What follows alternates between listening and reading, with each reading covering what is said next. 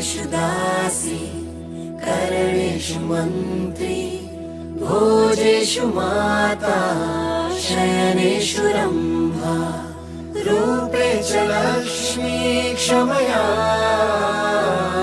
धरित्री ये स्त्री. ನಮಸ್ಕಾರ. ನೀವು ಕೇಳ್ತಾ ಇದ್ದೀರಾ ನಿಮ್ಮ ಬೆಳಗಾವಿಯ ಮೊಟ್ಟ ಮೊದಲ ಸಮುದಾಯ ಬಾನುಲಿ ಕೇಂದ್ರ ಇದು KLE ಧ್ವನಿ 90.4 FM. ಅಂತಾರಾಷ್ಟ್ರೀಯ ಮಹಿಳಾ ದಿನಾಚರಣೆಯ ಅಂಗವಾಗಿ ಸ್ತ್ರೀ ಧ್ವನಿ ಸಂಚಿಕೆ 3 ವಿಶೇಷ ಕಾರ್ಯಕ್ರಮಕ್ಕೆ ತಮ್ಮೆಲ್ಲರನ್ನ ಪ್ರೀತಿಯಿಂದ ಸ್ವಾಗತ ಕೋರ್ತಾ ಇದ್ದೀನಿ. ನಾನು ಅನುಪಮಾ. ನಮ್ಮ ಇಂದಿನ ಕಾರ್ಯಕ್ರಮದಲ್ಲಿ ನಮ್ಮೊಂದಿಗಿದ್ದಾರೆ ಬೆಳಗಾವಿಯ ಖ್ಯಾತ ಉದ್ಯಮಿ, ಮಹಿಳಾ ಸಬಲೀಕರಣದ ಧ್ವನಿಯಾಗಿರುವ, ಸಾಮಾಜಿಕ ಕಾಳಜಿಯುಳ್ಳ ಪೈ ಬೇಕರಿ ಸಂಸ್ಥೆಯ ವ್ಯವಸ್ಥಾಪಕ ನಿರ್ದೇಶಕರಾದಂತಹ ಶ್ರೀಮತಿ ಜ್ಯೋತ್ಸ್ನಾ ಪೈ ಅವರು. ಮೇಡಮ್ ನಮಸ್ತೆ. ನಮಸ್ಕಾರ.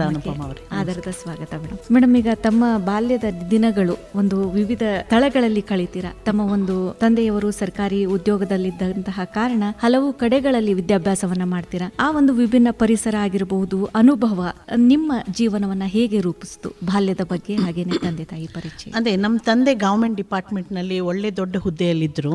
ಹಾಗಾಗಿ ಅವ್ರದ್ದು ಪ್ರತಿ 1.5-2 ವರ್ಷಕ್ಕೆ ಟ್ರಾನ್ಸ್ಫರ್ ಆಗ್ತಿತ್ತು. ನಾವು ಹುಟ್ಟಿದ ಮಂಗಳೂರಿದ್ದರೂ ಬೆಳೆದಿದ್ದು ಮೇನ್ಲಿ ಬೆಂಗಳೂರಲ್ಲಿ. ನಾವು ಒಂದು ಏಜಿಗೆ ಬಂದ್ಮೇಲೆ ಬೆಂಗಳೂರಿಂದ ನಮ್ಮ ತಂದೆ ಟ್ರಾವೆಲ್ ಮಾಡ್ತಿದ್ರೆ ನಾವು ಅಲ್ಲೇ ಆಗಿದ್ವಿ. ಅಂದ್ರೆ ನಾನು ಏನು ಹೇಳೋದಂದ್ರೆ, ಟ್ರಾವೆಲ್ ಬಹಳ ಮಾಡಿದ್ರಿಂದ, ಬೇರೆ ಬೇರೆ ಸ್ಕೂಲಿಗೆ ಹೋಗಿದ್ರಿಂದ ಹೊಸ ಜನನ ದೋಸ್ತಿ ಮಾಡ್ಕೊಳ್ಳೋದು, ಫ್ರೆಂಡ್ಶಿಪ್ ಮಾಡ್ಕೊಳ್ಳೋದು ನಮಗೆ ಕಡ್ಡಾಯವಾಯ್ತು. ಇಲ್ಲಾಂದ್ರೆ ನಾವು ಹೊಸ ಜಾಗದಲ್ಲಿ ಅಡ್ಜಸ್ಟ್ ಆಗಕ್ಕಾಗೋದಿಲ್ಲ. ಹಾಗಾಗಿ ನನಗೆ ಅದೊಂದು ಒಳ್ಳೆಯ ಒಂದು ಗುಣ ಆಗಿ ಬಂತು. ಇವತ್ತಿನ ದಿನನೂ ನಾನು ಹೊಸ ಎನ್ವೈರನ್ಮೆಂಟ್ ಅಲ್ಲಿ ಬೇಗ ಮಿಕ್ಸ್ ಆಗೋಗ್ತೀನಿ, ಅವ್ರ ಜೊತೆ ಸೇರಿ ಫ್ರೆಂಡ್ಶಿಪ್ ಮಾಡ್ಕೊಳ್ತೀನಿ. ಸೊ ಆ ಒಂದು ಇದರಿಂದ ನನಗೆ ಕ್ರೌಡ್ ಫಿಯರ್ ಆಗಲಿ, ಸ್ಟೇಜ್ ಫಿಯರ್ ಆಗಲಿ ಅಂತದ್ ಬರಲಿಲ್ಲ. ಎರಡನೇದಾಗಿ ನಮ್ಮ ತಂದೆ ಬಹಳ ಪ್ರಾಮಾಣಿಕ ಮತ್ತೆ ಕಷ್ಟಪಡೋ ವೆರಿ ರೇರ್ ಮಂದಿ ಇದ್ರು. ಸೊ ಅವರು ನಮಗೆ ಮನೆಯಲ್ಲಿ ಬಹಳಷ್ಟು ಡಿಸಿಪ್ಲಿನ್ ಹೇಳ್ಕೊಟ್ರು. ಹಾನೆಸ್ಟಿ ಅಂದ್ರೆ ನಾವು ಹ್ಯೂಮಿಲಿಟಿ ಅಂತೀವಿ, ಅಂದ್ರೆ ಅಹಂಭಾವ ಇರಬಾರ್ದು, ಮತ್ತೆ ಸತ್ಯ, ಧರ್ಮ ಎಲ್ಲಾನು ನಮಗೆ ಬಹಳಷ್ಟು, ದೇವ್ರ ಬಗ್ಗೆ ಬಹಳಷ್ಟು. ನಾವು 3 ಅಕ್ಕ ತಂಗಿಯರು ನಮ್ಮನ್ನು ಬೆಳೆಸಿದ್ದು ಬಹಳ ಒಳ್ಳೆ ರೀತಿ ಆಯ್ತು. ಅವೆಲ್ಲ ನನಗೆ ಮುಂದೆ ಜೀವನದಲ್ಲಿ ಬಹಳ ಹೆಲ್ಪ್ ಆಯ್ತು. ಅವಾಗ ನನಗೆ ಗೊತ್ತಾಗ್ಲಿಲ್ಲ, ಆದ್ರೆ ಅದನ್ನ ನನಗೊಂದು ಶೇಪ್ ಕೊಡ್ತು. ನನಗೆ ಆ ಎಲ್ಲ ಎನ್ವೈರನ್ಮೆಂಟ್ ಇಂದ ನಾನು ಇವತ್ತೇನಿದ್ದೀನಿ ಆ ನಮ್ಮ ತಂದೆಯ ಟ್ರಾನ್ಸ್ಫರೇಬಲ್ ಜಾಬ್ ಇಂದನೇ ಆಗಿದ್ದೀನಿ ಅನ್ಲಿಕ್ಕೆ ಅಡ್ಡಿ ಇಲ್ಲ. ಖಂಡಿತ ಮೇಡಮ್. ಇನ್ನು ತಾವು BE ಪದವಿಯನ್ನ ಪಡಿತೀರಾ, ಮದುವೆಯ ಮರುದಿನವೇ ಒಂದು ಉದ್ಯಮ ಕ್ಷೇತ್ರವನ್ನ ಆಯ್ಕೆ ಮಾಡ್ಕೊಳ್ತೀರಾ. ಈಗ ಉದ್ಯಮ ಕ್ಷೇತ್ರವನ್ನು ಆಯ್ಕೆ ಮಾಡ್ಕೊಳ್ಳೋದಕ್ಕೆ ಕಾರಣ ಏನು ಅಂತ? ಅಲ್ಲ, ನಂದೇನಾಯ್ತು, ನಮ್ದು ಅರೇಂಜ್ಡ್ ಮ್ಯಾರೇಜ್ ಇಂದ ನಾನು ಬೆಂಗಳೂರಿಂದ ಬೆಳಗಾವಿಗೆ ಬಂದು ಮುಟ್ಟಿದೆ. ಅವಾಗ ನಾನು 2 ವರ್ಷ ಆಲ್ರೆಡಿ ಕೆಲಸ ಮಾಡ್ತಿದ್ದೆ ಬೆಂಗಳೂರಲ್ಲಿ. NAL ಅಂತ ಫ್ಯಾಕ್ಟ್ರಿನಲ್ಲಿ ನಾನು ರಿಸರ್ಚ್ ಅಸಿಸ್ಟೆಂಟ್ ಮಾಡಿದೆ. ಆಮೇಲೆ ಅಲ್ಲಿಂದ ನಾನು ನ್ಯಾಚ್ಸಾಫ್ಟ್ ಆಂಟಿವೈರಸ್ ಪ್ಯಾಕೇಜಸ್ ಜೊತೆ ಒಂದ್ ಸ್ವಲ್ಪ ಹಂಗೆ ಬೇರೆ ಬೇರೆ ಕಡೆ ಒಂದೊಂದು ವರ್ಷ ಕೆಲಸ ಮಾಡಿದೆ. ಮದ್ವೆಯಿಂದ ಬೆಳಗಾಮಿಗೆ ಬಂದೆ. ಬೆಳಗಾಮಲ್ಲಿ ಅವರು ಆಲ್ರೆಡಿ ಉದ್ಯಮಿ ಕುಟುಂಬ. ನನಗೆ ಉದ್ಯಮಿ ಕುಟುಂಬ ಆದ್ರಿಂದ ಉದ್ಯಮದ ಬಗ್ಗೆ ಏನೂ ಗೊತ್ತಿರ್ಲಿಲ್ಲ. ಪರಮಾತ್ಮ ನನಗೆ ಇದ್ರಲ್ಲಿ ಹಾಕದ, or you can say I am an accidental entrepreneur ಅಂತ. ಅವ್ರು ಹೇಳಿದ್ರು, ನೀವು ಹೊರಗಡೆ ಏನು ಮಾಡೋದು ಬೇಡ, ನಮ್ಮ ಫ್ಯಾಮಿಲಿನಲ್ಲೇ ಏನಾದ್ರು ಮಾಡು, ಹೊರಗಡೆ ಕೆಲ್ಸಕ್ಕೆ ಹೋಗೋದು ಬೇಡ ಅಂತ ನಮ್ಮ ಮಾವನವ್ರ ಅಭಿಪ್ರಾಯ ಇತ್ತು. ಅದೇ ಹೊತ್ತಿನಲ್ಲಿ ಅವರು ಒಂದು ಯೂನಿಟ್ ನ, ಸಣ್ಣ ಒಂದು ಬೇಕರಿ ಯೂನಿಟ್ ನ ಖರೀದಿ ಮಾಡಿದ್ರು. ಮತ್ತೆ ನನಗೆ ಅದ್ರೊಳಗಡೆ ಸೇರ್ಲಿಕ್ಕೆ ಒಂದು ಒಳ್ಳೆ ಅವಕಾಶ ಆಯ್ತು. ಸೊ ನಾನು ನನ್ನ ಹಸ್ಬೆಂಡಿಗೆ ಅಸಿಸ್ಟ್ ಮಾಡ್ತಾ ಶುರು ಮಾಡಿ ಅಲ್ಲಿಂದನೇ ನಾನು ವ್ಯವಸಾಯನ, ಮ್ಯಾನೇಜ್ಮೆಂಟ್ನ ಕಲಿತೆ. ಬಟ್ ಸಣ್ಣದಿಂದಾಗಿ ನನಗೆ ಅದೊಂದು ಆಸೆ ಇತ್ತು, ತನ್ನದೇನಾದ್ರೂ ಮಾಡೋ ಒಂದು ಆಸೆ ಇತ್ತು. ಅದಕ್ಕೆ ಒಂದು ವಿಂಗ್ಸ್ ಅಂತೀರಲ್ಲ, ಏನಂತೀರ ಅದಕ್ಕೆ, ರೆಕ್ಕೆಗಳು ಸಿಕ್ಕಿದಂಗೆ ಆಯ್ತು. ನನ್ನ ವಿಚಾರಕ್ಕೆ ರೆಕ್ಕೆ ಸಿಕ್ಕಿ ನನಗೆ. ಮತ್ತೆ ನಾನು ಸಣ್ಣದಿಂದ ಸ್ವಲ್ಪ ಹಾರ್ಡ್ ವರ್ಕರ್. ಏನೇ ಇದ್ರು ಬಹಳಷ್ಟು ಜೀವ ಹಾಕಿ ಮಾಡ್ತೀನಿ. ಏನೇ ನನಗೆ ಕೊಟ್ಟಿರೋದನ್ನ ಪರ್ಫೆಕ್ಟ್ ಆಗ್ಬೇಕು, ಅದಕ್ಕೆ ಬಹಳಷ್ಟು ಜೀವ ಹಾಕೋದ್ರಿಂದ ಇದ್ರಲ್ಲೂ ನಾನು ಇದನ್ನೇ ಸೀರಿಯಸ್ ಆಗಿ ತಗೊಂಡು ಮದ್ವೆ ಮರುದಿನನೇ ನಾನು ಅವರ ಜೊತೆಗೆ ಅಲ್ಲಿ ಹೋಗ್ಲಿಕ್ಕೆ ಶುರು ಮಾಡಿದೆ. ಮೇಡಮ್, ಈಗ ಒಬ್ಬ ಮಹಿಳೆ ಒಂದು ಉದ್ಯಮ ಕ್ಷೇತ್ರಕ್ಕೆ ಬರ್ತಾಳೆ ಅಂದ್ರೆ ಅನೇಕ ಸವಾಲುಗಳು ಎದುರಾಗೋದು ಸರ್ವೇ ಸಾಮಾನ್ಯ.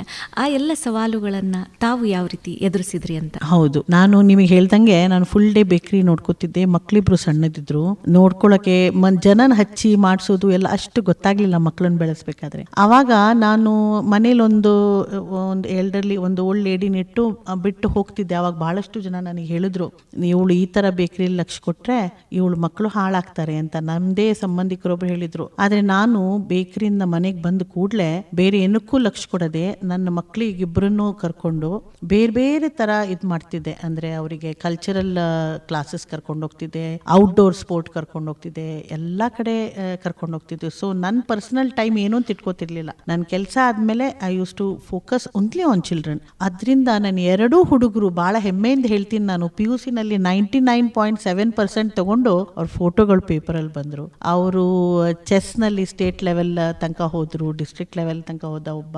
ಮತ್ತೆ ಅವ್ರಿಗೆ ಕ್ಲಾಸಿಕಲ್ ಮ್ಯೂಸಿಕ್ ಕಲಿಸ್ದೆ, ಹಾರ್ಮೋನಿಯಂ ಕಲಿಸ್ದೆ, ಹಿಂದೂಸ್ತಾನಿ. ಸೊ ಎಲ್ಲದರಲ್ಲೂ ಫುಟ್ಬಾಲಲ್ಲೂ ಇದ್ರು.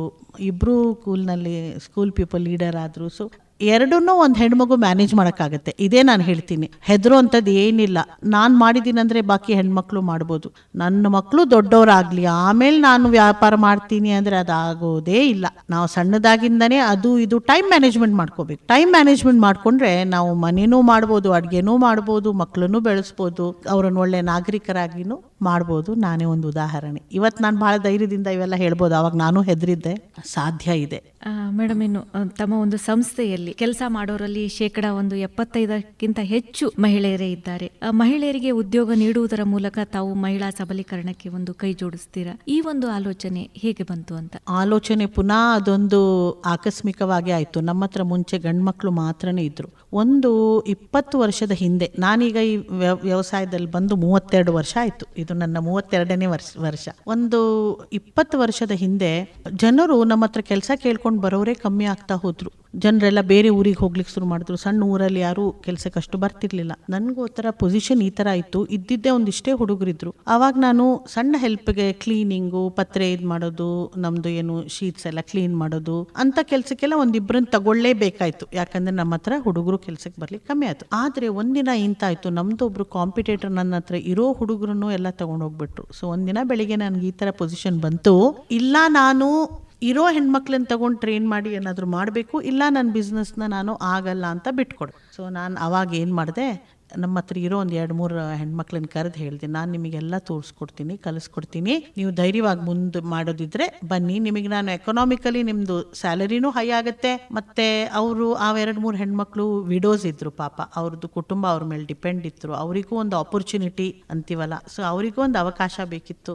ಅವರು ಅದನ್ನ ತಗೊಂಡ್ಬಿಟ್ರು. ನಾವು ಮಾಡ್ತೀವಿ ಮೇಡಮ್ ಅಂದ್ರು. ಒಂದು 4-5 ದಿನ ನಿಂತು ಅವ್ರಿಗೆ ಟ್ರೈನ್ ಮಾಡ್ದಂಗೆ ಅವ್ರದ್ದು ಸಂತೋಷ, ಅವರು ಅಚೀವ್ ಮಾಡಿದ್ರದ್ದು ಅವ್ರ ಸಂತೋಷ, ನನಗೊಂದು ಧೈರ್ಯ ಎಲ್ಲ ಒಟ್ಟಿಗೆ ಬಂತು. ಅದಾದ್ಮೇಲೆ ನಾನು ಹೆದರ್ಲೇ ಇಲ್ಲ. ನಾನು ಬಂದ ಡಿಪಾರ್ಟ್ಮೆಂಟ್ಗಳು ಮಾಡಿ ಹೆಣ್ಮಕ್ಳನ್ನೇ ಕರ್ಕೊಂಡು ಇವತ್ತಿನ ದಿನ ನೀವು ಹೇಳ್ದಂಗೆ 75 ಯಾಕೆ 80% ಹೆಣ್ಮಕ್ಳೇ ಇದ್ದಾರೆ. ನನ್ನ ಅಂಗಡಿಗಳು ಅವ್ರು ನಡೆಸ್ತಾರೆ. ಮತ್ತೆ ಒಂದೊಂದು ಮಿಕ್ಸಿಂಗ್, ನಮ್ದು ಬಹಳಷ್ಟು ಡಿಪಾರ್ಟ್ಮೆಂಟ್ ಇದೆ, ಬ್ರೆಡ್ಡು, ಬಿಸ್ಕೆಟ್ಟು, ಕೇಕು, ಬೇರೆ ಬೇರೆ ಇದೆ. ನಾನು ಹೇಳಕ್ ಬಹಳ ಹೆಮ್ಮೆ ಪಡ್ತೀನಿ, ನನ್ನ ಎಲ್ಲ ಡಿಪಾರ್ಟ್ಮೆಂಟ್ ಹೆಡ್ ಹೆಣ್ಮಕ್ಳೇ ಇದ್ದಾರೆ. ಮತ್ತೆ ಒಬ್ಬೊಬ್ಬರು ಟನ್ಗಟ್ಲೆ ಮಿಕ್ಸಿಂಗ್ ಮಾಡ್ತಾರೆ, ಕೆಜಿ ಗಟ್ಲೆ ಅಲ್ಲ, ಟನ್ಗಟ್ಲೆ ಹಿಟ್ಟಿನ ಮಿಕ್ಸಿಂಗ್ ಮಾಡ್ತಾರೆ. ಅಷ್ಟು ಅವರಿಗೆ ಗಂಡಸರು ಮಾಡದೇ ಇರೋ ಅಷ್ಟು ಕೆಲಸ ನಮ್ಮ ಹೆಣ್ಮಕ್ಳು ಧೈರ್ಯದಿಂದ ಮಾಡ್ತಾರೆ. ಬಹಳ ಅಭಿಮಾನದಿಂದ ನಾನು ಹೇಳ್ತೀನಿ. ಅವ್ರಿಗೆ ಏನಾಗಿದೆ, ಧೈರ್ಯ ಇರಲ್ಲ. ಯಾರಾದ್ರೂ ಧೈರ್ಯ ಕೊಟ್ರೆ ಅವ್ರು ಮುಂದೆ ನೋಡಿದ್ರೆ ಆಮೇಲೆ ಅವ್ರನ್ನ ಹಿಡಿಲಿಕ್ಕೆ ಆಗೋದಿಲ್ಲ ಹೆಣ್ಮಕ್ಳದು. ಅದನ್ನ ನಾನು ಒಂದು ಕಲ್ತ್ಕೊಂಡಿದ್ದೀನಿ ಇದರಿಂದ. ಅಂದ್ರೆ ಮೇಡಮ್, ತಾವು 75% ಹೆಚ್ಚು ಮಹಿಳೆಯರಿಗೆ ಕೆಲಸ ಕೊಡುವುದರ ಮೂಲಕ ಒಂದು ಮಹಿಳಾ ಸಬಲೀಕರಣಕ್ಕೆ ಕೈ ಜೋಡಿಸುವುದರ ಜೊತೆಗೆ ಆ ಒಂದು ಹೆಣ್ಣು ಮಕ್ಕಳಲ್ಲಿ ಆತ್ಮವಿಶ್ವಾಸವನ್ನ ಮೂಡಿಸಿ ಆ ಒಂದು ಹೆಣ್ಮಕ್ಕಳಲ್ಲಿರುವ ಶಕ್ತಿ ಏನು ಅಂತ ಅವರಿಗೆ ತಾವು ತೋರಿಸ್ಕೊಟ್ಟಿದ್ದೀರಾ. ಅವರಿಂದನೂ ನಮ್ ಬೇಕರಿನೇ ಜೀವಂತ ಉಳಿತಲ್ಲ. ಇಲ್ಲಾಂದ್ರೆ ನಾನು ಹೆದ್ರಿ ಅವಾಗ ಲೇಬರ್ ಸಿಗಲ್ಲ ಅದು ಇದು ಅಂತ ಹೆದ್ರಿ ಬಂದ್ ಮಾಡಿದ್ದಿದ್ರೆ ಇವತ್ತು ನನಗೂ ಏನೂ ಇರ್ತಿರ್ಲಿಲ್ಲ. ಸೊ ಅದ್ರಲ್ಲಿ ನನ್ನ ಸ್ವಾರ್ಥನೂ ಇದೆ, ಬಟ್ ಇದ್ರಲ್ಲಿ ಆ ಪರಮಾರ್ಥ ಜಾಸ್ತಿನೇ ಇದೆ. ಯಾಕಂದ್ರೆ ನನಗೆ ಮತ್ತೆ ನಾನು ಪ್ರತಿದಿನ ಬೆಳಿಗ್ಗೆ ದೇವ್ರಿಗೆ ನಮಸ್ಕಾರ ಮಾಡಿ ಕೇಳ್ಕೊತಿದ್ದೆ, ನಮ್ಮ ಬಾಗ್ಲಿಗೆ ಬಂದ ಹೆಣ್ಮಕ್ಳಿಗೆ ಕೆಲಸ ಇಲ್ಲ ಅಂತ ಹೇಳ್ಬಾರ್ದು, ಆತರ ನನಗೊಂದು ಪೊಸಿಷನ್ ಕೊಡ್ಬೇಕು ನೀನು ಅಂತ ನಾನು ಅದೇ ಹೇಳ್ತಿದ್ದೆ. ಯಾಕಂದ್ರೆ ಎಷ್ಟೋ ಒಬ್ಬೊಬ್ರದ್ ಕತೆ ಕೇಳಿದ್ರೆ ಅಳ್ತಿದ್ರು, ನಾನು ಇಲ್ಲ ಅಂದ್ರೆ ವಾಪಸ್ ಹೋಗಕ್ಕೆ, ಇಲ್ಲ ನನಗೆ ಏನಾದ್ರೂ ಮಾಡಿ ಇಟ್ಕೊಳ್ಳಿ ಅಂತ. ಸೊ ನನಗೆ ಗೊತ್ತು ಅವ್ರು ಎಂತ ಕಷ್ಟದಲ್ಲಿದ್ದಾರೆ ಅಂತ. ಸಿಂಗಲ್ ಮದರ್ಸ್, ವಿಧವೆಗಳು, ಬಹಳಷ್ಟು ಪಾಪ ಪ್ರಾಬ್ಲಮ್ ಅಲ್ಲಿ ಇರೋರು. ಸೊ ನನ್ನ ದೇವ್ರು ನಂದು ಕೇಳಿಸ್ಕೊಂಡ್ರು, ಅವ್ರು ನನಗೆ ಸಪೋರ್ಟ್ ಆದ್ರು, ನಾನು ಅವ್ರಿಗೆ ಸಪೋರ್ಟ್ ಮಾಡಿದೆ. It was mutual. ಖಂಡಿತ ಮೇಡಮ್. ಸ್ನೇಹಿತರೆ, ನೀವು ಕೇಳ್ತಾ ಇದ್ದೀರಾ, ಇದು KLE ವೇಣುಧ್ವನಿ 90.4 FM ಕಾರ್ಯಕ್ರಮದಲ್ಲಿ ಈಗ ಚಿಕ್ಕದೊಂದು ವಿರಾಮ. समझे आपकी हर हेल्थ प्रॉब्लम्स की बात, वर्ल्ड क्लास ट्रीटमेंट हर दिन और रात, KLE का हाथ आपके साथ। KLE Society's Dr. Prabhakar Kore Super Speciality Hospital. Cure for all health related problems. Experienced doctors and ultra modern facilities के साथ KLE Society's Dr. Prabhakar Kore Super Speciality Hospital and Medical Research Center, Nehru Nagar, Belagavi. Call 08312 473777. ಕೇಯಲಿ ಕನಸು ನನಸದ ವೇಣುಧ್ವನಿ ವೇಣುಧ್ವನಿ. ಮತ್ತೆ ಪ್ರೀತಿಯ ಸ್ವಾಗತ ಕಾರ್ಯಕ್ರಮಕ್ಕೆ. ನೀವು ಕೇಳ್ತಾ ಇದ್ದೀರಾ, ಇದು KLE ವೇಣುಧ್ವನಿ 90.4 FM. ನಮ್ಮ ಸ್ತ್ರೀ ಧ್ವನಿ ಸಂಚಿಕೆ 3 ವಿಶೇಷ ಕಾರ್ಯಕ್ರಮದಲ್ಲಿ ನಮ್ಮೊಂದಿಗಿದ್ದಾರೆ 32 ವರ್ಷಗಳಿಂದ ಯಶಸ್ವಿಯಾಗಿ ಉದ್ಯಮ ಕ್ಷೇತ್ರದಲ್ಲಿ ತಮ್ಮನ್ನ ತಾವು ತೊಡಗಿಸಿಕೊಂಡಿರುವಂತಹ ಶ್ರೀಮತಿ ಜ್ಯೋತ್ಸ್ನಾ ಪೈ ಅವರು. ಮೇಡಮ್, ಈಗ ಮಹಿಳೆಯರು ಉದ್ಯಮ ಕ್ಷೇತ್ರದಲ್ಲಿ ಬರುವುದಕ್ಕೆ ಇನ್ನೂ ಹಿಂಜರಿತಾ ಇರ್ತಾರೆ. ತಮ್ಮ ಒಂದು ಅನುಭವದ ಪ್ರಕಾರ ಅವರು ಮುಂದೆ ಬರೋದಿಕ್ಕೆ ಯಾವ ಸಲಹೆಯನ್ನ ನೀಡ್ತೀರಾ? ಇದಕ್ಕಿಂತ ಒಳ್ಳೆ ಸಮಯ ನಮ್ಮ ಹಿಂದೆಯಿಂದ ಇವತ್ತಿನ ಮಟ್ಟ ಬಂದೇ ಇಲ್ಲ. ಈಗ ಸಾಲಗಳು ನನಗೆ ಒಂದು 25 ವರ್ಷ ಮುಂಚೆ ಸಾಲ ತಗೋಬೇಕಂದ್ರೆ ಬಹಳಷ್ಟು ಕಷ್ಟ ಆಗ್ತಿತ್ತು. ಇಷ್ಟು ಡಾಕ್ಯುಮೆಂಟೇಶನ್, ಏನೇನು ಕೊಲ್ಯಾಟ್ರಲ್ ಅಂತಾರೆ, ಅದೆಲ್ಲ ಇತ್ತು. ಇವಾಗ ಇಷ್ಟು ಈಸಿ ಆಗಿದೆ. ವಿಮೆನ್ದೇ ಒಂದು ಡಿಪಾರ್ಟ್ಮೆಂಟ್ ಮಾಡಿದ್ದಾರೆ, ವಿಮೆನ್ ಲೋನ್ ಸಿಗೋದಿದ್ರೆ. ಆಯ್ತಾ, ಮುಂಚೆ ನಾವು ತಯಾರು ಮಾಡಿದ ಸಾಮಾನನ್ನ ಮಾರಬೇಕು ಅಂದ್ರೆ ಬಹಳಷ್ಟು ಚಾಲೆಂಜ್ ಇತ್ತು. ಎಲ್ಲಿ ಹೋಗಿ ಮಾರೋದು, ಹೆಂಗೆ, ನನಗೆ ಮಾರ್ಕೆಟಿಂಗ್ ಮಾಡಕ್ ಹೋದ್ರೆ ಮನೆ ಯಾರು ನೋಡ್ತಾರೆ, ಹಾಗೆ ಅಂತ. ಈಗ ನಿಮಗೆ ಸ್ವಿಗ್ಗಿ ಅದು ಇದು ಇದೆ, ಪ್ಲಸ್ ನಿಮಗೆ ನಿಮ್ದು ಫೇಸ್ಬುಕ್ ಆ ಥರ ಇದೆ, ವಾಟ್ಸ್ಆ್ಯಪ್ ಗ್ರೂಪ್ಸ್ ಇದೆ. ನೀವು ತಯಾರು ಮಾಡಿದ ಸಾಮಾನನ್ನು ಮಾರ್ಕೆಟಿಂಗ್ ಮಾಡಲಿಕ್ಕೆ ಇದು ಸೋಷಿಯಲ್ ಮೀಡಿಯಾ, ನೆಟ್ ಬಹಳಷ್ಟು ಚಾನ್ಸ್ ಇದೆ. ಮಾರ್ಕೆಟಿಂಗ್ ಇದೆ, ದುಡ್ಡು ಸಿಗುತ್ತೆ, ಮತ್ತೆ ಅಂದ್ರೆ ಲೋನ್ ಸಿಗುತ್ತೆ. ಮತ್ತೆ ನಾವು ಮಾಡೋದಿಲ್ಲ ಅಂದ್ರೆ ಮೂರ್ಖತನ ಅಂತೀನಿ ನಾನು. ಇದ್ರಕ್ಕಿಂತ ಒಳ್ಳೆ ಸಮಯ ಎಂದೂ ಬಂದಿಲ್ಲ ಹೆಣ್ಮಕ್ಳಿಗೆ ವ್ಯಾಪಾರ ಮಾಡ್ಲಿಕ್ಕೆ. ನಾನಂತೀನಿ ಗಟ್ಟಿ ಮನ್ಸು ಮಾಡಿ ಹೋಗ್ಬೇಕು. ನಾನು ಪೆಲನು ಹೇಳ್ದಂಗೆ ಟೈಮ್ ಮ್ಯಾನೇಜ್ಮೆಂಟ್ ಮಾಡಿದ್ರೆ ನಾವು ನಮ್ಮ ಬಿಸ್ನೆಸ್ಸು, ನಮ್ಮ ಮನೆ, ಬಹಳಷ್ಟು ಹೆಣ್ಮಕ್ಳು ಏನ್ ಮಾಡ್ತಾರೆ, ಅವ್ರಿಗೆ ಮಾಡೋ ಇಂಟ್ರೆಸ್ಟ್ ಇದ್ರು ಇವಾಗ ಬೇಡ, ನನ್ನ ಮಕ್ಕಳು ಒಂದು 8-10 ವರ್ಷ ಆಗ್ಲಿ ಆಮೇಲೆ ಅಂತ. 8-10 ವರ್ಷ ಮಕ್ಳಿಗಾದಾಗ ನಿಮ್ಮ ಕಾನ್ಫಿಡೆನ್ಸ್ ಲೆವೆಲ್ ಅಷ್ಟೇ ಕಮ್ಮಿ ಆಗೋಗುತ್ತೆ. ಅಯ್ಯೋ ಬೇಡಪ್ಪ, ನಾನು ಅದ್ ಹೆಂಗ್ ಮಾಡ್ಲಿ ಇದ್ ಹೆಂಗ್ ಮಾಡ್ಲಿ ಅನ್ನೋ ಭಯಗಳು ಒಂದೊಂದೇ ಬರ್ಲಿಕ್ಕೆ ಶುರು ಆಗುತ್ತೆ. ಆದ್ರೆ ನೀವು ಸಣ್ಣ ವಯಸ್ಸಲ್ಲಿದ್ದಾಗ ಆ ಭಯ ಬರೋದಿಲ್ಲ. ಒಂದು ಸುಳ್ಳು ಧೈರ್ಯ ಇರ್ತದೆ. ಆ ಸುಳ್ಳು ಧೈರ್ಯದಲ್ಲೇ ಆಗೋಗ್ಬೇಕು ಆ ಕೆಲಸನ. ಸೊ ನಾನು ಎಲ್ಲ ಕಡೆ ಹೆಣ್ಮಕ್ಳಿಗೆ ಅದೇ ಕೇಳ್ಕೊತೀನಿ, ನೀವು ನಿಮ್ದೊಂದು ಸಣ್ಣ ಐಡಿಯಾ ಇದ್ರೆ ಫಸ್ಟ್ ಒಂದು ಮಾರ್ಕೆಟ್ ಸರ್ವೆ ಮಾಡಿ. ಎಷ್ಟೋ MBA ಕಾಲೇಜ್ಗಳಲ್ಲಿ ಹೋಗಿ ನೀವು ಲೆಕ್ಚರರ್ಸ್ ಕೇಳಿದ್ರೆ ಅವ್ರ ಸ್ಟೂಡೆಂಟ್ಸ್ ಕೊಡ್ತಾರೆ ನಿಮಗೆ. ಆ ಸ್ಟೂಡೆಂಟ್ಸ್ ನಿಮಗೆ ಮಾರ್ಕೆಟ್ ಸರ್ವೆ ಮಾಡಿ ಹೇಳ್ತಾರೆ, ಇದನ್ನ ಮಾಡಬಹುದಾ, ಇದನ್ನ ಮಾರ್ಬೋದಾ, ಎಲ್ಲಿ ಮಾಡ್ಬೋದು, ಹೆಂಗ್ ಮಾಡ್ಬೋದು ಅಂತ ಅವ್ರದ್ದು ಓದು. ಇದನ್ನ ತಗೊಂಡು ನಾವು ನಮ್ಮ ಇದನ್ನ ಹಾಕೊಂಡು, ಇಂಟೆಲಿಜೆನ್ಸ್ ಹಾಕೊಂಡು ನಾವು ಬಿಸ್ನೆಸ್ ಮಾಡೇಬೇಕು. ಇದನ್ನ ನಾನು ಪುನಃ ಹೆಣ್ಮಕ್ಳಿಗೆ ಕೇಳ್ತೀನಿ. ಯಾಕಂದ್ರೆ ನಾನು ಚೇಂಬರ್ ಆಫ್ ಕಾಮರ್ಸ್ ಅಲ್ಲಿ ಇದ್ದೀನಿ, ಎಲ್ಲ ಬೇರೆ ಇಂಡಸ್ಟ್ರಿ ಗ್ರೂಪ್ ಅಲ್ಲಿ ಇದ್ದೀನಿ. ಎಷ್ಟೋ ಕಡೆ ನಾನು ಒಬ್ಬಳೇ ಹೆಣ್ಮಕ್ಳಿರ್ತೀನಿ. ನನಗೇ ಅನ್ಸುತ್ತೆ ಇನ್ನೊಂದಿಬ್ರು ಹೆಣ್ಮಕ್ಳಿದ್ರೆ ನಮ್ಮ ವಾಯ್ಸ್, ಈಗ ಒಂದಿಬ್ರು ಬರ್ತಾ ಇದ್ದಾರೆ, ಆ ವಾಯ್ಸ್ ನಮ್ದು ಇನ್ನೂ ಸ್ಟ್ರಾಂಗ್ ಆಗ್ತಿತ್ತು. ಯಾಕೆ ಹಿಂಜರಿತಾರೆ? ನೌಕರಿ ಹೋಗೋಕ್ಕಿಂತ ಇನ್ನೂ ಫ್ಲೆಕ್ಸಿಬಲ್ ಇರುತ್ತೆ. ಯಾಕೆ ಮತ್ ಮಾಡಿದ್ರು ಉಪ್ಪಿನಕಾಯಿ, ಹಪ್ಪಳ ಮತ್ತೆ ಸೀರೆ ಟ್ರೇಡಿಂಗ್ ಬಿಟ್ರೆ 3ನೇ 4ನೇ ವಿಚಾರವೇ ಮಾಡ್ತಿಲ್ಲ ಹೆಣ್ಮಕ್ಳು. ಈಗ ನನಗೆ ಎಷ್ಟೋ ಅಪರ್ಚುನಿಟೀಸ್ ಇದೆ. ಈಗ ಫಾರ್ ಎಕ್ಸಾಂಪಲ್ ನೋಡಿ, ನೌಕರಿ ಬೇಕಾಗಿದ್ರೆ ಒಂದು Naukri.com ತರ ಒಂದು ಮಾಡ್ಕೋಬಹುದು. ಬೆಳಗಾಮಲ್ಲಿ ಯಾರಾದ್ರೂ ಕೆಲಸ ಬೇಕಾಗಿರೋರು ಬೇರೆ ಬೇರೆ ಸೆಕ್ಟರ್ ಅಲ್ಲಿ ಇದ್ದಾರೆ, ಅದನ್ನ ಮಾಡ್ಬೋದು. ಮನೆ ಹೆಲ್ಪಿಗೋಸ್ಕರ ಏನಾದ್ರೂ ಒಂದು ಗ್ರೂಪ್ ಮಾಡ್ಕೊಂಡು ಮಾಡ್ಬೋದು. ಸೀನಿಯರ್ಸ್ ಹೆಲ್ಪಿಗೋಸ್ಕರ ಮಾಡ್ಬೋದು. ಬಹಳಷ್ಟು ಮಾಡ್ಬೋದು. ಮಾಡಕ್ ಹೋದ್ರೆ ಯಾಕೆ ಹಿಂಜರಿತಾ ಇದ್ದಾರೆ ಅಂತ ನನಗೂ ಬಹಳ ಇದನ್ನಿಸ್ತಾ ಇದೆ. ಯಾಕಂದ್ರೆ ನಮ್ದು ಎನ್ವೈರನ್ಮೆಂಟ್ ಅಷ್ಟು ಒಳ್ಳೇದಿದೆ, ಎಲ್ಲ ಆಪರ್ಚುನಿಟೀಸ್ ಇದೆ, ಎಲ್ಲ ಸರಿಯಾಗಿ ಇದ್ರೂ ನಾವು ಹಿಂಜರಿತಾ ಇದ್ದೀವಿ. ಅಂದ್ರೆ ಧೈರ್ಯ ಇದೆ, ಅವಕಾಶ ಇದೆ, ಅಂದ್ರೆ ಬೆಂಬಲ ಸಿಗ್ತಾ ಇಲ್ವಾ ಹೇಗೆ ಅಂತ ಮಹಿಳೆಗೆ ತಮ್ಮ ಪ್ರಕಾರ? ಮನೆ ಸಪೋರ್ಟ್ ಬೇಕೇ ಬೇಕು. ಯಾವುದೇ, ನಾನು ಇವತ್ತಿಗೆ ನನ್ನ ತಂದೆ, ನಮ್ಮ ಮಾವನವರು ವಿಶ್ವನಾಥ್ ಪೈ ಅಂತ, ನನ್ನ ಹಸ್ಬೆಂಡ್ ವೆಂಕಟೇಶ್ ಪೈ, ನನ್ನ ಮಕ್ಕಳು ಎಲ್ಲರಿಗೂ ಮನಸ್ಸಿಂದ ನನ್ನ ಏನಂತೀವಿ ಥ್ಯಾಂಕ್ ಯು ಅಂತೀನಿ. ಯಾಕಂದ್ರೆ ಅವ್ರದ್ದು ಬಹಳ ಸಪೋರ್ಟ್ ಇತ್ತು. ನಾನು ನಂದು ಯಾವುದೇ ಕರ್ತವ್ಯದಲ್ಲಿ ಏನು ಯಾರು ಬೆಟ್ಟು ತೋರಿಸಬಾರ್ದು ಅನ್ನೋ ಉದ್ದೇಶದಿಂದ 5-5:30 ಎದ್ದು ನಾನು ಮಾಡ್ಕೋತಿದ್ದೆ. ಯಾರು ನನ್ನ ತಪ್ಪು ತೋರಿಸಬಾರ್ದು ಅಂತ. ಆ ಒಂದು ಪ್ಯಾಷನ್ ಬೇಕು. ನಾನು ಅದು ಮಾಡ್ತೀನಿ ಇದು ಮಾಡ್ತೀನಿ ಅನ್ನೋ ಒಂದು ಪ್ಯಾಷನ್ ಇದ್ರೆ ಮಾತ್ರ ಸಾಧ್ಯ ಇದೆ. ಸೊ ಅವರು ಅದೇ ಥರ ನನಗೆ ಸಪೋರ್ಟ್ ಕೊಡ್ತಿದ್ರು, ನನಗೆ ಚಪ್ಪಾಳೆ ತಟ್ತಿದ್ರು. ಯಾವುದೇ ಒಂದು ಹೆಣ್ಮಗು ಮುಂದೆ ಬರಬೇಕಾದ್ರೆ ಅವಳು ಕುಟುಂಬ ಮತ್ತು ಆ ಮನೆಯಲ್ಲಿರೋ ಗಂಡಸ್ರದ್ದು ಆಶೀರ್ವಾದ ಮತ್ತು ಬೆನ್ನ ಹಿಂದೆ ಒಂದು ಸಪೋರ್ಟ್ ಬೇಕೇ ಬೇಕು. ಅದನ್ನು ನಾವು ಡೆವಲಪ್ ಮಾಡ್ಕೋಬೇಕು. ನಾವು ಹಾಗೆ ಅವ್ರಿಗೆ ತೋರಿಸ್ಬೇಕು, ನಾನು ಇದನ್ನು ಮಾಡ್ತೀನಿ ಇದನ್ನು ಮಾಡ್ತೀನಿ, ಎರಡೂ ಹ್ಯಾಂಡಲ್ ಮಾಡ್ತೀನಿ ಅಂದರೆ ಆಗತ್ತೆ. ಅದನ್ನು ಅವ್ರು ತಯಾರು ಮಾಡ್ಕೋಬೇಕು, ಹೆಣ್ಮಕ್ಳೇ ಮಾಡ್ಕೋಬೇಕು. They have to. ಖಂಡಿತ ಮೇಡಮ್. ಇನ್ನು ಕಳೆದ ಒಂದು 32 ವರ್ಷಗಳ ಈ ಒಂದು ತಮ್ಮ ಈ ಒಂದು ಪ್ರಯಾಣವನ್ನ ಹಿಂತಿರುಗಿ ನೋಡಿದಾಗ ತಮಗೆ ತುಂಬಾ ಸಂತೋಷವನ್ನ ತಂದು ಕೊಡುವಂತಹ ಕ್ಷಣ ಯಾವ್ದಾದ್ರು ಇದೆಯಾ? ಅದಿದ್ರೆ ನಮ್ಮ ಜೊತೆ ಹಂಚ್ಕೊಳ್ಬಹುದು. ಹೌದು, ನನಗೆ ಫಸ್ಟ್ ಏನಾಯ್ತು, ನಮ್ಮ ಸ್ವಲ್ಪ ಜಾಯಿಂಟ್ ಬಿಸ್ನೆಸ್ ಇತ್ತು. ಅವಾಗ ನನಗೆ ಏನೇ ಒಂದು ಡೆವಲಪ್ಮೆಂಟ್ ಮಾಡಬೇಕು ಅಂದರೆ ನನಗೆ ಎಲ್ಲರದು ಸಿಗ್ನೇಚರು, ಎಲ್ಲರದು ಸಪೋರ್ಟ್ ಬೇಕಾಗ್ತಿತ್ತು. ಅದು ಭಾಳ ಕಷ್ಟ ಆಗ್ತಿತ್ತು. ಯಾರೋ ಒಬ್ರು ಏನೋ ಒಂದು ಅದ್ಯಾಕೆ ಇದ್ಯಾಕೆ ಸಾಲ ಯಾಕೆ, ನನಗೆ ಡೆವಲಪ್ಮೆಂಟ್ ಮಾಡಲಿಕ್ಕೆ ಆಗಲಿಲ್ಲ. ಅದೇ ಹೊತ್ತಿನಲ್ಲಿ ಒಂದು ಒಳ್ಳೆ ಪ್ರೋಗ್ರಾಮ್ ಬಂತು. ಗೋಲ್ಡ್ಮ್ಯಾನ್ ಸ್ಯಾಕ್ಸ್ ಅಂತ ಒಂದು ದೊಡ್ಡ ಬ್ಯಾಂಕ್, ನೀವೆಲ್ಲ ಕೇಳಿರ್ತೀರಾ, ಪ್ಲಸ್ ISB ಹೈದರಾಬಾದ್ ಅಂತ ಮ್ಯಾನೇಜ್ಮೆಂಟ್ ಕಾಲೇಜ್ ಹೈದರಾಬಾದಿಂದ, ಅವರಿಬ್ರು ಸೇರಿ 10 ದಿನದ ಕೋರ್ಸ್ ಮಾಡಿದ್ರು. 3 ತಿಂಗಳು ಕೋರ್ಸು, ಪ್ರತಿ ತಿಂಗಳು 10 ದಿನ ಬೆಂಗಳೂರಲ್ಲಿ ಹೋಗಿ ಅದು ಮಾಡ್ಕೊಂಡು ಬರೋದು. ವಿಮೆನ್ 10K ವಿಮೆನ್ ಆಂಟರ್ಪ್ರೆನರ್ ಪ್ರೋಗ್ರಾಮ್ ಅಂತ. ಅದರಲ್ಲಿ ಎಕ್ಸಿಸ್ಟಿಂಗ್ ಆಂಟರ್ಪ್ರೆನರ್ಗೆ ಅವರು ನಮಗೆ ಸ್ವಲ್ಪ ಧೈರ್ಯ, ಕೋಚಿಂಗು, ಬೇರೆಯವ್ರು ಏನ್ ಮಾಡ್ತಾರೆ ಎಲ್ಲ ಒಂದು ತಿಳು ಕೊಡ್ತಿದ್ರು. ಇಲ್ಲಿ ನಾವು ಬಾವಿಯ ಕಪ್ಪೆ ತರ ಇದ್ವಲ್ಲ, ನಮ್ಮ ಫ್ಯಾಮಿಲಿ ಸಪೋರ್ಟ್ ಇಂದ ನಾನು ಅಲ್ಲಿ ತಿಂಗಳಿಗೆ 10 ದಿನ ಅಲ್ಲಿ ಹಾಸ್ಟೆಲ್ ಅಲ್ಲಿ ನಿಂತು ಅದನ್ನ ನೋಡ್ಕೊಂಡು ಬರೋದು. ಇಲ್ಲಿ 20 ದಿನ ಇರೋದು. ಆ 3 ತಿಂಗಳು ಮಾಡಿ ಬಂದೆ. ನನಗೆ best business plan award ಸಿಕ್ತಲ್ಲಿ.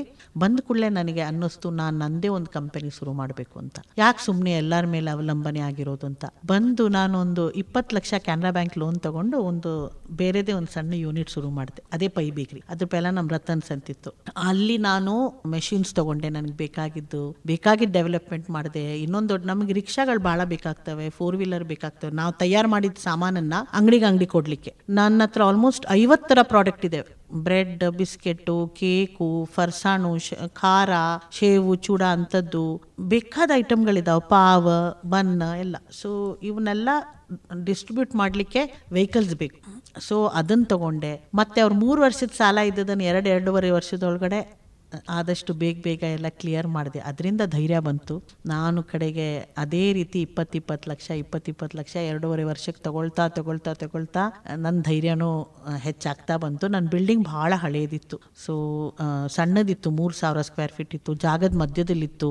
Building ಹೊಡೆದು ತೆಗೆದು ಆಮೇಲೆ 2 ವರ್ಷ ಕಟ್ಟಿ ಆಮೇಲೆ ಬಿಲ್ಡಿಂಗ್ ಶುರು ಮಾಡಿದ್ರೆ ನಂದು ಬಿಸ್ನೆಸ್ ಎಲ್ಲ ಹೋಗ್ಬಿಡುತ್ತೆ. ಸೊ ಅದನ್ನ ಹೆಂಗೆ ಮಾಡೋದು ಅನ್ನೋ ಚಿಂತೆನಲ್ಲಿ ನಾನು ನನ್ನ ಹಸ್ಬೆಂಡ್ ಇದ್ವಿ. ಕಡೆಗೆ ನಾವು ಹಂತವಾಗಿ ಒಂದೊಂದೇ ಸೆಕ್ಷನ್, ಅರ್ಧ ಸೆಕ್ಷನ್ ಹೊಡೆದು ಫೌಂಡೇಶನ್ ಇಂದ ಎಲ್ಲ ಹಾಕಿ ಇವತ್ತು 3,000 ಹಳೆ ಸ್ಕ್ವೇರ್ ಫೀಟ್ ಬಿಲ್ಡಿಂಗ್ ಇದ್ದಿತ್ತು ಹೋಗಿ ಈಗ ನಂದೀಗ 22,000 ಸ್ಕ್ವೇರ್ ಫೀಟ್ ಬೇಕರಿ ಆಯ್ತು. ನಾನು ಅದು 20 ಲಕ್ಷ ಸಾಲದಿಂದ ಕೋಟಿಗಟ್ಟಲೆ ತಗೊಳಕ್ ಧೈರ್ಯ ಬಂತು. ಸೊ ಸಣ್ಣ ಸ್ಟೆಪ್ ಇಟ್ಕೋತ ಹೋಗ್ಬೇಕು. ನಂದು ಬೆಸ್ಟ್ ಟೈಮ್ ಅಂದ್ರೆ ಅದೇ. ನಾನು ಅಲ್ಲಿಂದ ವಾಪಸ್ ಬಂದೆ, ನನಗೆ ಧೈರ್ಯ ಬಂತು. ನಾನು ಪ್ರೊಪ್ರೈಟರ್ಶಿಪ್ ನಲ್ಲಿ ನನ್ನೇ ಹೆಸರಲ್ಲಿ ಶುರು ಮಾಡಿದೆ. ನಂದು ಡಿಸಿಷನ್ಗಳನ್ನ ನಾನೇ ಮಾಡಿದೆ. ಸರಿನಾ ತಪ್ಪ ನಾನೇ ನೋಡ್ಕೋತೀನಿ ಅನ್ನೋ ಸುಳ್ಳು ಧೈರ್ಯದಿಂದ ಶುರು ಮಾಡಿದೆ. ಅದು ಇಟ್ ಪೇಡ್ ಆಫ್ ಅಂತಾರಲ್ಲ, ಅದಾಯ್ತು. ಹಂಗ್ ಮಾಡ್ಕೋತಾ ಇವಾಗ ನಾವು we are planning on phase 2 plan 2 plan ಮಾಡ್ತಾ ಇದೀವಿ. ಜಾಗ ನೋಡ್ತಾ ಇದೀವಿ. Shortly we will come up with plan 2. ಖಂಡಿತ ಮೇಡಮ್. ಸ್ನೇಹಿತರೆ, ನೀವು ಕೇಳ್ತಾ ಇದ್ದೀರಾ ಸ್ತ್ರೀ ಧ್ವನಿ ಸಂಚಿಕೆ 3 ವಿಶೇಷ ಕಾರ್ಯಕ್ರಮವನ್ನ ನಿಮ್ಮ KLE ವೇಣುಧ್ವನಿಯಲ್ಲಿ. ಕಾರ್ಯಕ್ರಮದಲ್ಲಿ ಈಗ ಚಿಕ್ಕದೊಂದು ವಿರಾಮ. समझे आपकी हर हेल्थ प्रॉब्लम्स की बात, वर्ल्ड क्लास ट्रीटमेंट हर दिन और रात. KLE का हाथ आपके साथ. KLE Society's Dr. Prabhakar Kore Super Speciality Hospital. Cure for all health related problems. Experienced doctors and ultra modern facilities के साथ. KLE Society's Dr. Prabhakar Kore Super Speciality Hospital and Medical Research Center, Nehru Nagar, Belagavi. Call 08312 473777. KLE ಕನಸು ನನ್ನ ಸದಾ ವೇಣುಧ್ವನಿ.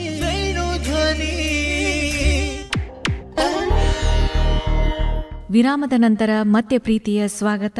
ನಮ್ಮ ಇಂದಿನ ಸ್ತ್ರೀ ಧ್ವನಿ ಸಂಚಿಕೆ 3 ವಿಶೇಷ ಕಾರ್ಯಕ್ರಮದಲ್ಲಿ ನಮ್ಮೊಂದಿಗಿದ್ದಾರೆ 32 ವರ್ಷಗಳಿಂದ ಯಶಸ್ವಿಯಾಗಿ ಉದ್ಯಮ ಕ್ಷೇತ್ರದಲ್ಲಿ ತಮ್ಮನ್ನ ತಾವು ಗುರುತಿಸಿಕೊಂಡಿರುವಂತಹ ಶ್ರೀಮತಿ ಜ್ಯೋತ್ಸ್ನಾ ಪೈ ಅವರು.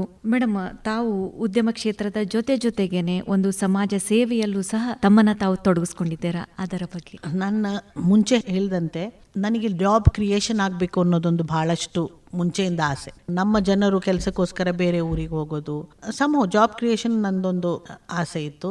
ಸೆಕೆಂಡ್ ಆಗಿ ನನಗೆ ಏನಾದರೂ ಒಂದು ಯಾರಿಗೆ ಹೆಲ್ಪ್ ಮಾಡೋದು ಆ ಒಂದು ಕ್ವಾಲಿಟಿ ಸಣ್ಣದಿಂದಾಗಿಂದ ಇತ್ತು. ಹಂಗಾಗಿ ನನಗೆ ಆಪರ್ಚುನಿಟಿ ಬಂದಂಗೆ ಮಾಡ್ಕೋತಾ ಹೋಗ್ತು. ನಾವು ಚೆನ್ನಮ್ಮನಗರಲ್ಲಿ ಇರೋದು, ನಾನು ಅಲ್ಲಿ ನಮ್ದು ಗವರ್ಮೆಂಟ್ ಸ್ಕೂಲ್ ಇದೆ. ಸೊ ಆ ಮಕ್ಕಳಲ್ಲಿ ಹೋಗೋದು ನೋಡ್ತಾ ಇರ್ತೀನಿ. ಹಂಗಾಗಿ ಅವರು ಯಾವುದೊಂದು ಇವೆಂಟಿಗೆ ನನಗೆ ಕರೆದಾಗ ನಾನು ನೋಡಿದೆ, 2 ಕ್ಲಾಸು ಒಂದೇ ರೂಮ್ನಲ್ಲಿ ಕೂತು ಕಲಿತಿತ್ತು. ಆ ಕಡೆ ಟೀಚರ್ ಒಂದು ಹೇಳ್ಕೊಡ್ತಾರೆ, ಈ ಕಡೆ ಟೀಚರ್ ಒಂದು ಹೇಳ್ಕೊಡ್ತಾರೆ. ಮಕ್ಳು ಲಕ್ಷ್ವಿಲ್ಲ, ಇಲ್ಲಿಂದ ಅಲ್ಲಿ ಕೇಳಿಸ್ಕೊತಾವೆ. ಆವಾಗ ಅದೇ ಹೊತ್ತಿನಲ್ಲಿ ನಮ್ದೊಂದು ಆಫೀಸು ರೆನೋವೇಷನ್ಗಿತ್ತು. ಅಲ್ಲಿನ ಸಾಮಾನೆಲ್ಲ ತಗೊಂಡು 2 ಕ್ಲಾಸಲ್ಲಿ ನನ್ನ ಕ್ಲಾಸ್ ರೂಮ್ ಮಾಡಿಕೊಟ್ಟೆ ಸಣ್ಣ ಖರ್ಚಲ್ಲಿ. ಅದು ಬಹಳ ಒಳ್ಳೆ ಇದಾಯಿತು, ಟೀಚರ್ಸ್ಗೂ ಒಳ್ಳೇದಾಯಿತು, ಮಕ್ಕಳಿಗೂ ಒಳ್ಳೇದಾಯಿತು. ಅದರಿಂದ ನನಗೊಂದು ಧೈರ್ಯ ಬಂತು, ಸಣ್ಣದು ಮಾಡೋಣ ಅಂತ. ಕಡೆಗೆ ಅಲ್ಲಿ ನೀರಿನ ವ್ಯವಸ್ಥೆ ಮಕ್ಕಳಿಗೆ ಕುಡಿಲಿಕ್ಕೆ ಸರಿ ಇರಲಿಲ್ಲ.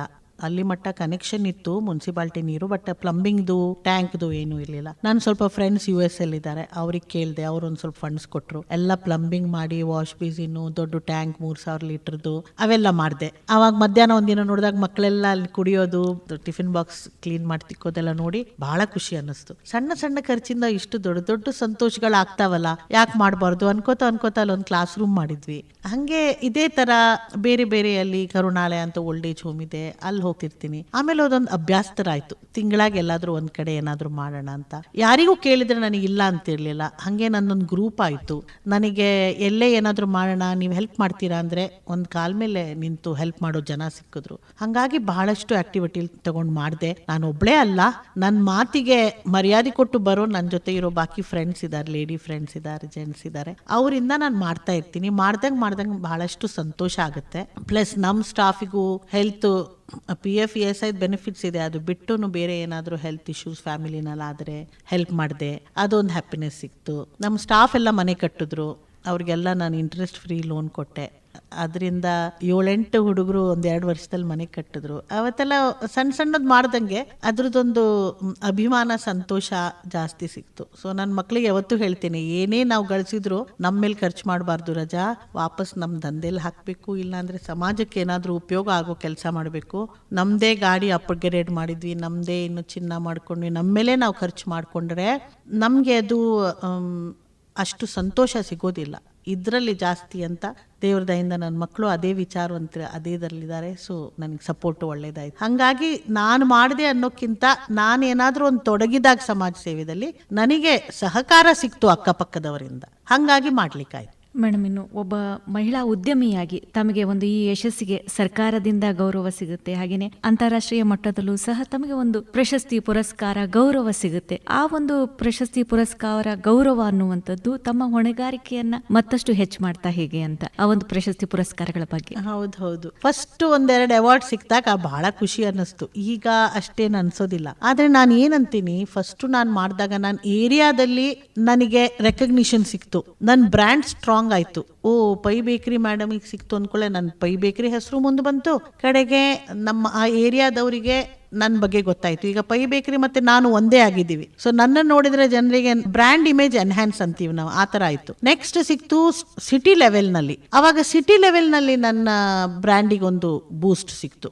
ಆಮೇಲೆ ನನಗೆ ಸ್ಟೇಟ್ ಲೆವೆಲ್ ಸಿಕ್ತು, ವಾವ್ ಅಂತ ವಿಮೆನ್ ಆಫ್ ವರ್ತ್ ಅಂತ ಬೆಂಗಳೂರಲ್ಲಿ ಸಿಕ್ತು. ನಾನು ಬೆಳಗಾಂ ಡಿಸ್ಟ್ರಿಕ್ಟ್ ರೆಪ್ರೆಸೆಂಟ್ ಮಾಡಿದೆ. ಅದೇ ತರ ಎಲ್ಲ ಡಿಸ್ಟ್ರಿಕ್ಟ್ ಅವರಿಗೂ ಒಂದೊಂದು ಅವಾರ್ಡ್ ಕೊಟ್ರು. ಸೊ ನನ್ನ ಹೆಸರು ಆ ಲೆವೆಲ್ಗೆ ಜನರಿಗೆ ಗೊತ್ತಾಯ್ತು, ಈ ತರ ಒಂದು ಪ್ರಾಡಕ್ಟ್ ಇದೆ, ಈ ತರ ಒಂದು ಮೇಡಮ್ ಇದ್ದಾರೆ, ಈ ತರ ಒಂದು ಇನ್ಫ್ರಾಸ್ಟ್ರಕ್ಚರ್ ಇದೆ ಅಂತ. ಅದೇ ರೀತಿ ನನಗೇನು ಅನ್ಸುತ್ತೆ, ಫಸ್ಟ್ ನನಗೆ ಅವಾರ್ಡ್ ಒಂಥರ ನಾಟಕ ಅನ್ನಿಸ್ತಿತ್ತು, ಬಟ್ ಅಲ್ಲ. ಅದರಿಂದ ನಮ್ಮ ಬ್ರ್ಯಾಂಡ್ ಇನ್ನೂ ಸ್ಟ್ರಾಂಗ್ ಆಗುತ್ತೆ, ಜನರಿಗೆ ಗೊತ್ತಾಗುತ್ತೆ, ಪೇಪರಲ್ಲಿ ಬರುತ್ತೆ, ಮೀಡಿಯಾದಲ್ಲಿ ಬರುತ್ತೆ, ನಮ್ದೊಂದು ಬ್ರ್ಯಾಂಡ್ ಸ್ಟ್ರಾಂಗ್ ಆಗುತ್ತೆ. ಮತ್ತು ನಮಗೂ ಒಂದು ಧೈರ್ಯ ಬರುತ್ತೆ, ಈಗ ಇಷ್ಟು ಮಾಡಿದ್ದೀನಿ, ಇನ್ನೊಂದು ಇಷ್ಟು ಮಾಡ್ಬೋದು. ಫಾರ್ ಎಕ್ಸಾಂಪಲ್, ನಾನು ಬೆಳಗಾಂ ಸಿಟಿ ಮಾತ್ರ ಕೊಡ್ತಿದ್ದೆ, ಆದರೆ ನಾನು ನಮ್ಮ ಪ್ರಾಡಕ್ಟ್ಸ್ ತೊಗೊಂಡು ಹುಕ್ಕೇರಿ, ಸಂಕೇಶ್ವರ್, ನಿಪ್ಪಾಣಿಗೆಲ್ಲ ಹೋದಾಗ ಅವ್ರಿಗೆ ಆಲ್ರೆಡಿ ನನ್ನ ಮಾಲ್ ಬಗ್ಗೆ ಗೊತ್ತಿತ್ತು, ನಮ್ಮ ಬೇಕರಿ ಐಟಮ್ಸ್ ಬಗ್ಗೆ ಗೊತ್ತಿತ್ತು. So it became easier for me for marketing. Madam, ಇನ್ನು ಒಂದು ಉದ್ಯಮವನ್ನು ಆರಂಭಿಸ ಬಯಸುವಂತಹ ಮಹಿಳೆಯರಿಗೆ ತಾವು ಯಾವ ಒಂದು ಸಲಹೆಯನ್ನ ನೀಡಲಿಕ್ಕೆ ಇಷ್ಟಪಡ್ತೀರಾ? ನಾಳೆಯಿಂದ ಮಾಡ್ತೀನಿ, ಇಲ್ಲ ಬರೋ ತಿಂಗಳಿಂದ ಮಾಡ್ತೀನಿ ಅಂತ ದಯವಿಟ್ಟು ಮಾಡಬೇಡಿ. ಆ ಥರ ಅದು ಆಗೋದೇ ಇಲ್ಲ.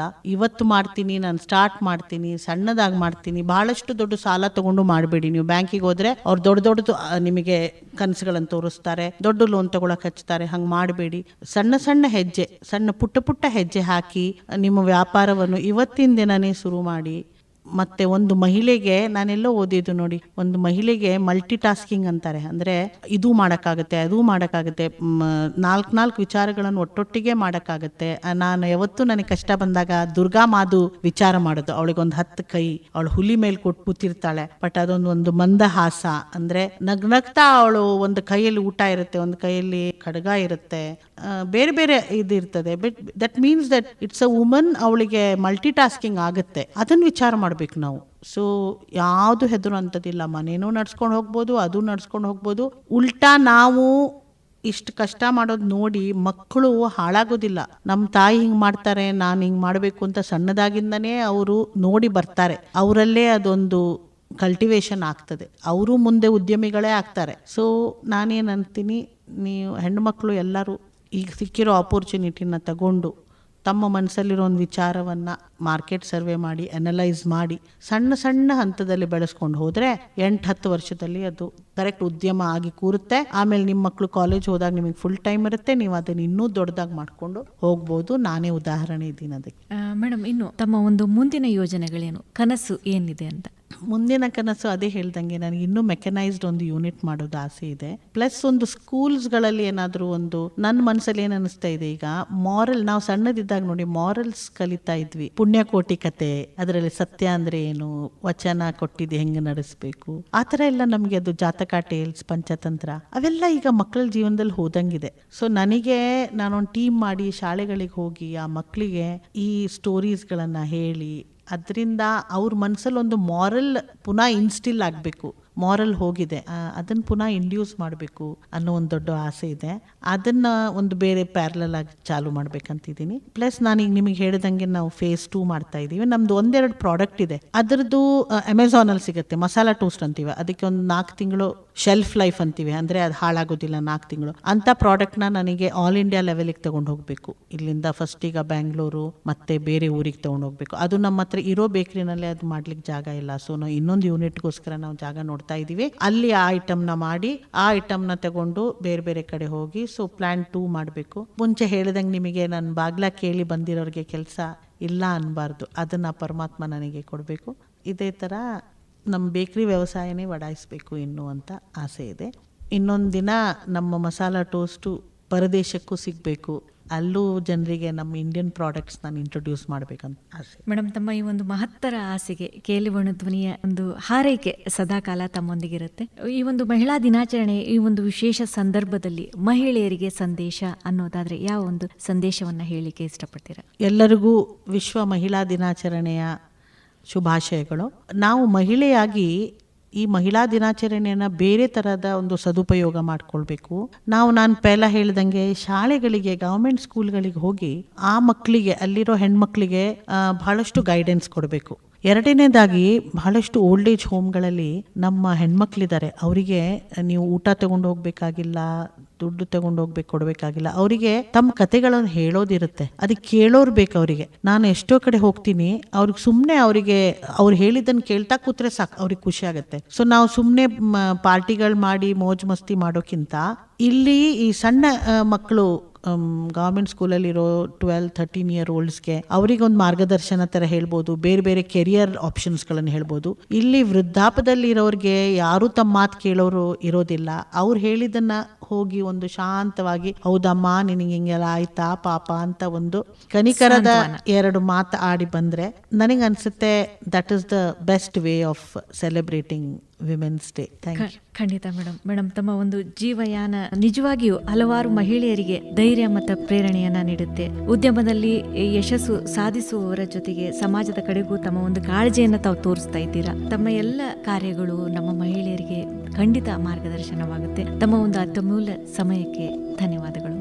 ಧನ್ಯವಾದಗಳು ಅನುಪಮ. कार्येषु दासी करणेषु मन्त्री भोजेषु माता शयनेषु रम्भा रूपे च लक्ष्मी क्षमया धरित्री ये स्त्री. ಸ್ನೇಹಿತರೆ, ಸ್ನೇಹಿತರೆ, ಇದಾಗಿತ್ತು ನಮ್ಮ ಇಂದಿನ ಸ್ತ್ರೀ ಧ್ವನಿ ಸಂಚಿಕೆ 3 ವಿಶೇಷ ಕಾರ್ಯಕ್ರಮದಲ್ಲಿ ನಮ್ಮೊಂದಿಗಿದ್ದಂತಹ ಅತಿಥಿಗಳು 32 ವರ್ಷಗಳಿಂದ ಯಶಸ್ವಿಯಾಗಿ ಉದ್ಯಮ ಕ್ಷೇತ್ರದಲ್ಲಿ ತಮ್ಮನ್ನ ತಾವು ಗುರುತಿಸಿಕೊಂಡಿರುವಂತಹ ಶ್ರೀಮತಿ ಜ್ಯೋತ್ಸ್ನಾ ಪೈ ಅವರು. ಮತ್ತೊಬ್ಬ ಅತಿಥಿಯೊಂದಿಗೆ ಮತ್ತೆ ಭೇಟಿ. ಹೀಗೆ ಕೇಳ್ತಾ ಇರಿ, ಇದು KLE ವೇಣುಧ್ವನಿ 90.4 FM. ನಮಸ್ಕಾರ.